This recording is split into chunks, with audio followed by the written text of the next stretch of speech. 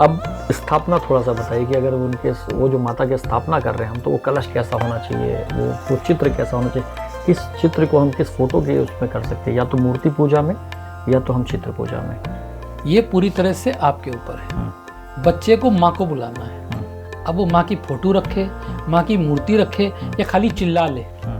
मेरा ये मानना है कि अगर एक बच्चा अपने को बछड़ा माने, तो जैसे गाय के झुंड में जब बछड़ा बोलता है मैं, माँ दौड़ी चली आती है। बिल्कुल वैसे ही अगर सच्चे मन से बुलाओगे तो आपकी मैया भी आपको आशीर्वाद देने दौड़ी चली आएगी।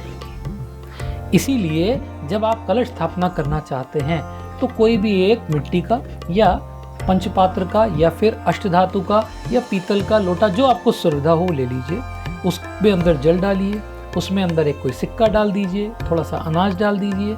उसके बाद ऊपर उस पर पूर्ण पात्र रख दीजिए। पूर्ण पात्र पर अक्षत, चावल जिसकी क्षति ना हुई हो वो रखें।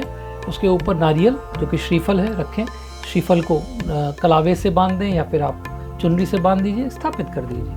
और कोशिश करें कि घर में तामसिक भोजन ना हो, घर में कलह का वातावरण ना हो, शांति पूर्वक हो। घर में बुलाए गेस्ट और खुद लड़ रहे हो तो गेस्ट भाग जाएंगे कि नहीं? फिर आदमी कहता मैया रुक नहीं रही है, हमें शक्ति नहीं प्राप्त हो रही। सब प्राप्त होगी। घर में शांतिपूर्ण वातावरण बनाइए।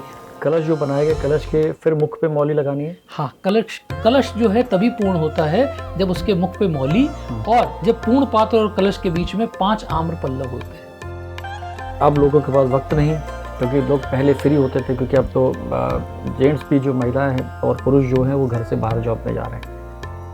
जब हमने दीपक जला दिया और दीपक जल रहा है, उसमें डालने का जो उसमें अगर ऑयल हम दोबारा फिल करने जा रहे हैं उसमें, तो क्या दोबारा से नहाना धोना है, साफ़ करना है शरीर को, नए कपड़े चेंज करने हैं, या हम जस्ट हाथ पैर धोकर ही हम डाल सकते हैं उसमें?